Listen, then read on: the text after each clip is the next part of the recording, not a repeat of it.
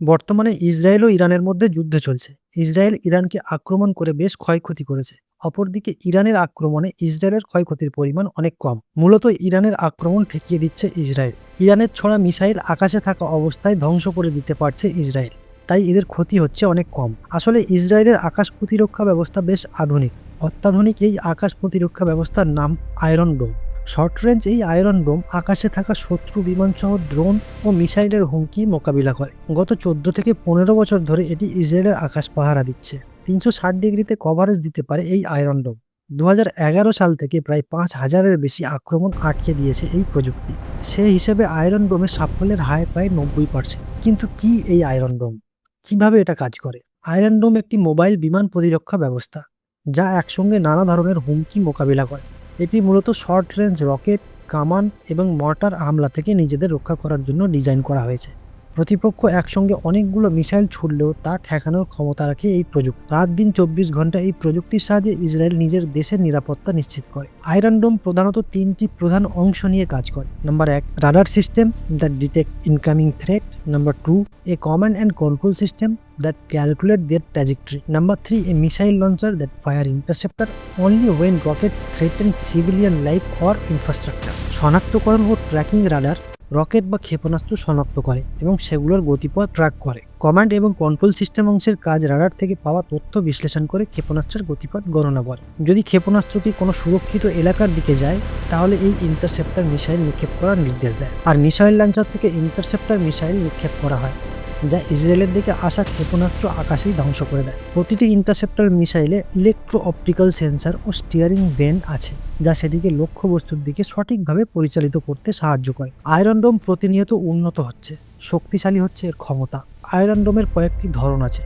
নৌবাহিনীর জন্য ব্যবহৃত হয় সি ডোম, অন্য ব্যবহারের জন্য আছে আইডোম। এটি দিয়ে আকাশের এক প্রান্ত থেকে আরেক প্রান্ত পর্যন্ত আকাশ প্রতিরক্ষার কাজ করে। ফলে স্থলবাহিনী, নৌবাহিনী সহ দেশের সম্পদ ও বেসামরিক জনপদ নিরাপদ পরিবেশ পায়। এই প্রতিরক্ষা ব্যবস্থা ক্ষেপণাস্ত্র ছোড়ার স্থান থেকে 4 থেকে 70 কিলোমিটার এলাকা পর্যন্ত সক্রিয় থাকে। প্রায় 10 কিলোমিটার দূরত্বে পৌঁছে আক্রমণ প্রতিহত করতে পারে। ইসরায়েলের বিভিন্ন জায়গায় আয়রন ডোম ব্যাটারি বসানো আছে। প্রতিটা ব্যাটারিতে থাকে 3 থেকে 4টি লঞ্চার। প্রতিটি লঞ্চারে 20টি করে ইন্টারসেপ্টর মিসাইল থাকে, যেগুলো ছুটে গিয়ে প্রতিপক্ষের ছোড়া বস্তুকে আঘাত করে ধ্বংস করে ফেলে। 2006 সালে লেবানন প্রায় 4,000 রকেট ছড়ে ইসরায়েলের দিকে। এতে ব্যাপক ক্ষয়ক্ষতি হয় ইসরায়েলের। এই ঘটনার পরই আয়রন ডোমের ব্যবস্থা তৈরি করে ইসরায়েল। এই আয়রন ডোম তৈরি করেছে ইসরায়েল প্রতিষ্ঠান রাফায়েল অ্যাডভান্স ডিফেন্স সিস্টেম এবং ইসরায়েলের এরোস্পেস। মার্কিন যুক্তরাষ্ট্রের সহায়তা ছিল এতে। 2011 সালে শেষ হয় এর প্রস্তুতি। এরপর দেশটির বিভিন্ন জায়গায় স্থাপন করা হয় এই আয়রন ডোম। 2011 সালে গাজা থেকে ছোড়া একটি রকেট আটকে দিয়ে সফলতার প্রমাণ দেয় এই প্রযুক্তি। সেই থেকে শুরু। এরপর হামাস, ইরান ও লেবানন সহ প্রতিপক্ষের প্রতিটি আক্রমণের ক্ষতি প্রায় 90% কমিয়ে আনতে সফল হয় ইসরায়েল। আয়রন ডোম প্রযুক্তি কয়েক স্তরে সিদ্ধান্ত নেয়। প্রথমে রাডার ব্যবহার করে ইসরায়েলের দিকে আসা রকেট বা মিসাইল শনাক্ত করে। রকেট জনবসতি এলাকায় পড়ার সম্ভাবনা আছে কিনা তা যাচাই করে দেখে। যদি রাডার বুঝতে পারে তাদের দিকে আসা রকেট বা মিসাইল হুমকির কারণ হবে, তাহলে সঙ্গে সঙ্গে রকেট বা মিসাইলগুলোর দিকে ইন্টারসেপ্টর ছড়ে আয়রন ডোম। যদি দেখা যায় তাদের দিকে ছুটে আসা রকেট ফাঁকা জায়গায় পড়ার সম্ভাবনা প্রবল, তাহলে আয়রন ডোম ইন্টারসেপ্টর ছোড়ে না। কারণ আয়রন ডোমের একটি মিসাইলের দাম প্রায় $50,000। আয়রন ডোমের পাশাপাশি খরচ বাঁচাতে ইসরায়েলের বিকল্প পদ্ধতিও আছে, যার নাম আয়রন বিম। আয়রন বিম হলো উচ্চ শক্তির লেজার প্রতিরক্ষা ব্যবস্থা। এই লেজার রশ্মি ছোট ক্ষেপণাস্ত্র, ড্রোন এবং মর্টার সেলের বিরুদ্ধে কাজ করতে পারে। এমনকি অনেক ড্রোন একসঙ্গে ছুটে এলেও আয়রন বিমের সাহায্যে আটকে দেওয়া যায়। এই পদ্ধতির খরচ অনেক কম। সাধারণভাবে একটা লেজার ছোড়ার খরচ মাত্র কয়েক ডলার হতে পারে, আর সব মিলিয়ে এই প্রযুক্তির খরচ হতে পারে মাত্র $2,000 কাছাকাছি। শুরুতে পরিকল্পনা ছিল 2025 সালের অক্টোবরে এটি স্থাপন করা হবে, যদিও এই প্রতিরক্ষা ব্যবস্থার কথা প্রথমে সবার সামনে আনে 2014 সালে। 2022 সাল থেকে যুক্তরাষ্ট্রের প্রতিরক্ষা ঠিকাদার লকহিড মার্টিন এই প্রকল্পে যুক্ত হয়। এখানেই শেষ নয়। আয়রন ডোমের চেয়েও বিস্তৃত পরিসরের হুমকি এলেও সে ব্যবস্থা আছে ইসরায়েলের কাছে। এর জন্য দেশটি তৈরি করেছে ডেভিড স্লিং ডিফেন্স সিস্টেম। এটি 70 থেকে 300 কিলোমিটার পর্যন্ত বড় পরিসরে সুরক্ষা দিতে পারে। Long range rocket, cruise missile এবং মিড রেঞ্জ বা লং রেঞ্জ ব্যালিস্টিক মিসাইলের বিরুদ্ধেও এটি কাজ করে। 15 কিলোমিটার দূরত্ব পর্যন্ত ডেভিড স্লিং এর মিসাইল যেতে পারে। এর বহুমুখী ইন্টারসেপ্টর মিসাইল প্রতিপক্ষের আক্রমণ রুখে দিতে ছুটে যায়।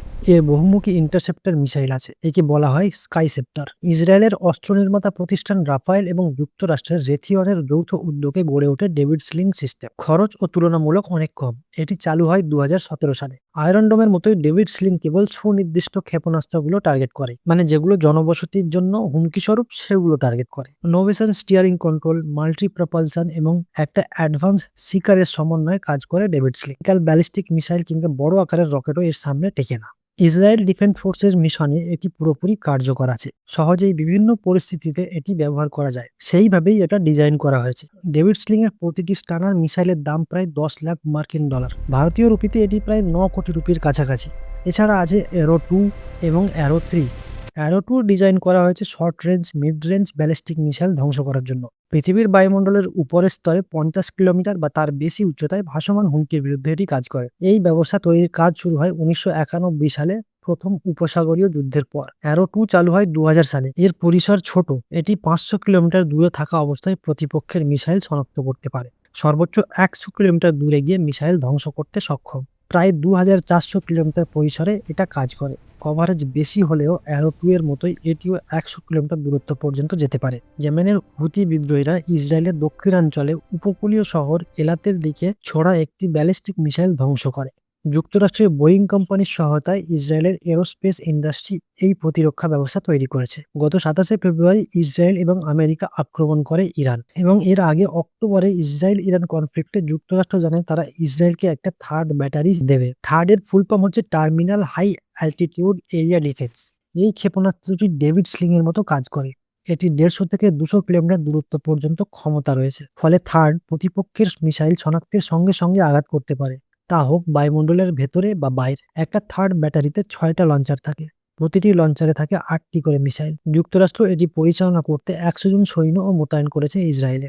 যুক্তরাষ্ট্রের সেনাবাহিনী 2015 সাল থেকে এই প্রতিরক্ষা ব্যবস্থা ব্যবহার করছে। শুধু তাই নয়, তারা এই থার্ড প্রযুক্তি সৌদি আরব, সংযুক্ত আরব আমিরাতের কাছেও বিক্রি করেছে। তাহলে আপনার মাথায় প্রশ্ন আসতে পারে, সাধারণ বিমানকে এই প্রযুক্তি কিভাবে মিসাইল থেকে আলাদা করে শনাক্ত করে? মিসাইল বা ড্রোন সাধারণত হাই স্পিডে এগিয়ে আসে, আর সাধারণ বিমান বা রকেট মিসাইলের চেয়ে অনেক ধীর গতিতে চলে।